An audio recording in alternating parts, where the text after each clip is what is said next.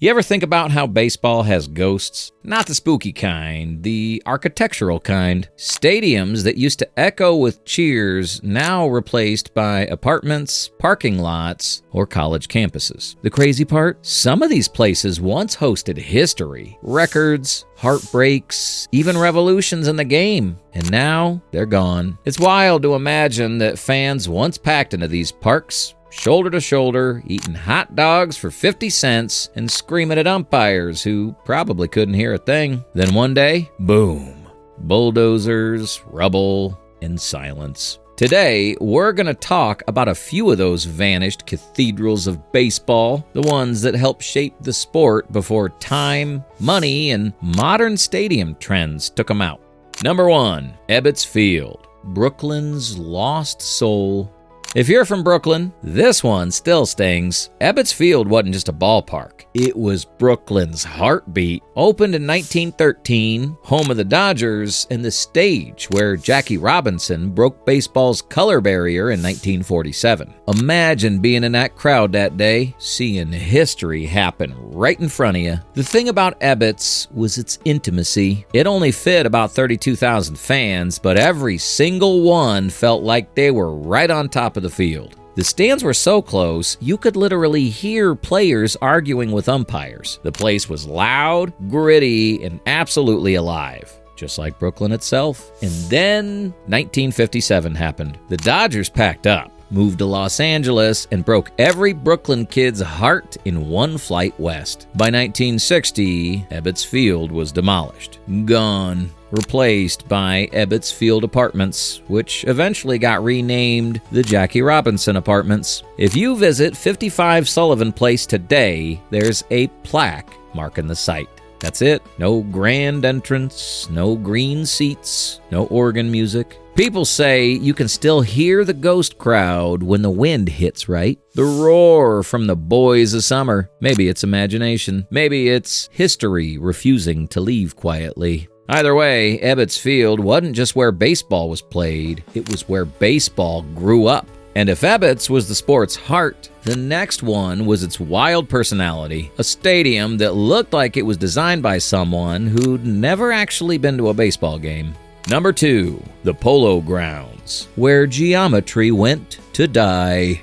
The Polo Grounds wasn't just weird, it was absurd. Picture this, 258 feet to right field, 277 to left, and then an insane 483 feet to dead center. That's not a baseball field, that's a mini golf hole attached to a football stadium. Built in its final form in 1911, the Polo Grounds hosted the Giants, the Yankees for a few years, and later the newborn Mets. It saw Willie Mays make the catch in the '54 World Series. That over-the-shoulder grab every highlight reel still shows like it happened yesterday. It saw Bobby Thompson's shot heard round the world in 1951, the homer that sent the Giants to the pennant and had every radio in New York melting down. But beyond these moments, it was chaos. Pop flies were home runs. Line drives died in no man's land, and the outfielders looked like they needed binoculars to talk to each other. Fans joked the center fielder should get a bike just to get back to the dugout.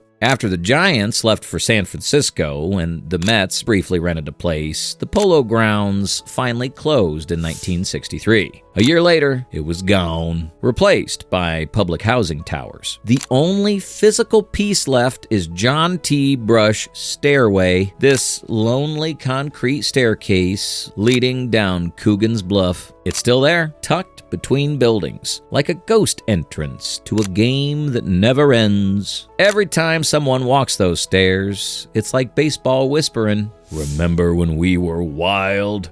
Now we go from a stadium that defied geometry to one that defined modern baseball architecture. A place where steel met concrete and history collided with heartbreak. Number 3, Forbes Field, the first of its kind. Forbes Field, Pittsburgh, 1909. Imagine building a ballpark in just 122 days. All steel and concrete. when most stadiums were still made of wood. That's what they did, and it changed everything. Forbes Field was the first truly modern ballpark. 3 tiers, luxury boxes at the top level, way before anyone called them suites. It was elegant, enormous, and loud. The Pirates played there for 6 decades, and the walls saw legends. Babe Ruth hit his final home run there in 1935. Bill Mazeroski hit the only Game 7 walk-off homer in World Series history there in 1960. If that's not poetic, I don't know what is. And yet, like all great things, it faded. By the late 60s, the team wanted something new, something shiny, something with more parking. Forbes Field came down in 1971. But here's the beautiful part. Pieces of it still stand. Right and center field walls remain, wrapped into the University of Pittsburgh campus. There's a small plaque showing exactly where Mazeroski's homer cleared the fence. Even the original flagpole's still in place. Students walk past those bricks every day, probably not realizing they're stepping on baseball history. And every October 13th, the day Maz hit that homer, fans gather at the wall to relive it, pitch by pitch, radio call and all. It's part nostalgia, part ritual, part love letter to the game. Forbes Field might be gone, but it's not forgotten. It's proof that a stadium doesn't have to exist to keep living. So, we've seen where baseball first found its voice, but now we're heading to where things get louder, weirder, and a little bit riotous. The next park on our list didn't just host history, it hosted chaos. Number 4, Comiskey Park, where baseball and mayhem collided. Comiskey Park was pure Chicago, tough, loud, loyal, and always ready for drama. Built in 1910, it stood for 80 years as the home of the White Sox. And during that time, it saw the best and the worst of baseball. Let's start with the infamous one, the 1919 Black Sox scandal. 8 players accused of throwing the World Series for money. The scandal ripped through the sport like a thunderclap. Comiskey Park was right there in the middle of it all. You could argue baseball's innocence died right on that field. But then, decades later, Comiskey proved it could still make headlines for completely different reasons. July 12, 1979, Disco Demolition Night. A local radio DJ convinced fans to bring disco records to blow up between games of a doubleheader. Sounds like fun, right? Well, it turned into a full-blown riot. Fans stormed the field. Bonfires everywhere. Total anarchy. The second game had to be forfeited because the field was literally destroyed. Only in Chicago, only at Comiskey. By 1990, the old park was showing age. The Sox moved across the street into a shiny new stadium. By 1991, Comiskey was gone, torn down piece by piece over the summer. Today, the original site, a parking lot. It's funny, a stadium that gave baseball so much history now spends its days holding minivans and SUVs. But that's baseball. Yesterday's cathedral is tomorrow's parking space. And speaking of cathedrals, the next one wasn't just a stadium. It was the stadium. The most famous address in baseball. You already know the name. Number 5, Yankee Stadium, the original, the house that Ruth built. Some places become legends before they're even finished. That was Yankee Stadium. Born in 1923, a 3-tiered monument to power, pride, and pinstripes. They called it the house that Ruth built for a reason. Babe Ruth's home runs practically paid for the thing. When he stepped into that box, it wasn't a game. It was theater. This was where Gehrig gave his tearful luckiest man alive speech, where DiMaggio strung together his 56-game hit streak, where Reggie Jackson hit 3 homers in one World Series game. Every blade of grass was history. It stood for 85 years, hosting World Series after World Series, a total of 37, if you're counting, before finally closing in 2008. And here's the thing, they didn't move far. The new Yankee Stadium sits right across the street, but When they tore down the old one in 2010, it felt like losing a piece of the sport's soul. They saved what they could. Some seats were sold to fans. Pieces of copper facade were reused. The rest became Heritage Field, a public park where kids now play on the same dirt where legends once stood. If you've ever been there, you can feel it. The ghosts of Mantle and Ruth still hang in the air. The roar never really left. It's just quieter now.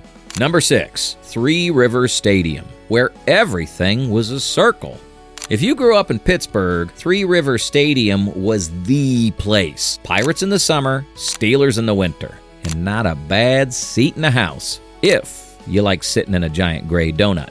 Opened in 1970, Three Rivers was part of the multi-purpose stadium era. Those cookie-cutter circles that popped up in Philly, St. Louis, Cincinnati, and a bunch of other cities. Everyone looked the same. All concrete, no charm. But man, Pittsburgh made it work. The Pirates won 2 World Series titles there in 1971 and 1979. Willie Stargell, Roberto Clemente, those guys turned that stadium into a party. The Steelers were winning Super Bowls in the same building. Pittsburgh fans basically lived there for a decade. Then came the end. October 1st, 2000. Final game. Fittingly, it ended 10-9, the same score as Mazeroski's legendary homer at Old Forbes Field 40 years earlier. And on February 11th, 2001, at 8:03 a.m., Three Rivers went out in style, imploded in 19 seconds with 4,800 pounds of dynamite. People stood on the bridges watching their childhood memories disappear in a cloud of dust. Today, PNC Park and Acrisure Stadium, the old Heinz Field, sit nearby, framing what used to be sacred ground. If you ever go there, you'll find a little marker where Three Rivers once stood. It's small, quiet, almost forgotten. But if you listen close enough, you can still hear "We Are the Family" echoing through the air. So, after Pittsburgh's big boom, the dominoes started to fall. The cookie-cutter era had officially peaked, and teams were realizing that round concrete bowls weren't exactly charming. But before baseball got nostalgic again, there were still a few concrete giants left to say goodbye to. And these next 3 were legends in their own right. Number 7, Veterans Stadium, Philly's concrete jungle. If you ever talk to a Philly sports fan about Veterans Stadium, get comfortable. You're about to hear stories that sound half made up. The Vet wasn't a ballpark. It was a war zone disguised as one. Opened in 1971, Veterans Stadium was home to both the Phillies and the Eagles. A massive slab of concrete that could hold 65,000 screaming Philadelphians, which, if you've ever been to Philly, you know is both amazing and terrifying. The Phillies finally got their first World Series win there in 1980, and Mike Schmidt practically became a superhero. But the Vet wasn't famous for elegance. It was famous for being tough. The turf was like green sandpaper. The fans threw batteries, and there was even a small jail inside the stadium. Yeah, Philly built a courthouse in their sports arena. That tells you everything. When the Phillies and Eagles both moved out in 2003, the city decided to blow up the place. March 21st, 2004, 7 a.m. sharp. 3,000 pounds of explosives brought down the Vet in 62 seconds. People gathered in the freezing cold just to watch the dust cloud rise. It was like a Philly funeral, loud, emotional, and probably involved someone throwing a cheesesteak. Today, it's a parking lot for new stadiums, but they marked the exact spots of home plate, the bases, and the mound with granite plaques. So yeah, you can still park your car right where Schmidt hit bombs, only in Philly. And while the Vet was loud and wild, our next stop had its own kind of chaos, a roundhouse that hosted one of baseball's most iconic collisions. Number 8, Riverfront Stadium, aka Synergy Field, the Big Red Machines playground.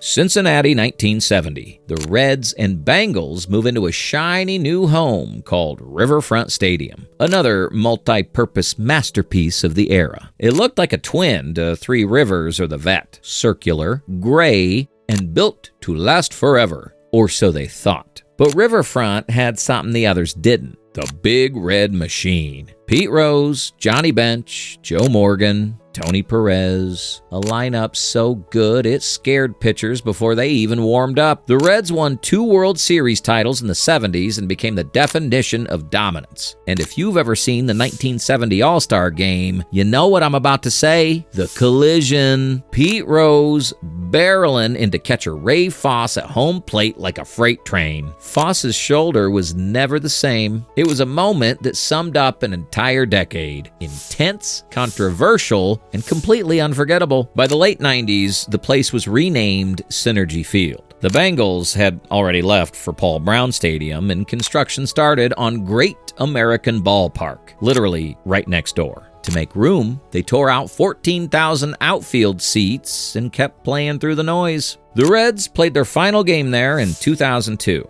A few months later, December 29th, down it went in a spectacular implosion. Today, part of Great American Ballpark sits in the same spot, and the area around it's packed with life. Restaurants, hotels, and the National Underground Railroad Freedom Center. There's even a bronze marker in a parking garage marking the old home plate. And you gotta love that. A reminder that even after the blast, baseball always leaves a trace. And speaking of traces, our next stop had one of the most recognizable skylines in baseball. A place where arches met home runs, and where the echoes of summer still linger over the Mississippi. Number 9, Bush Memorial Stadium, the crown of St. Louis. St. Louis doesn't just build stadiums, they build monuments. And Bush Memorial Stadium, which opened in 1966, was exactly that. Right in the heart of downtown, framed by the Gateway Arch, this place looked majestic. The roof ring had 96 white arches circling the top.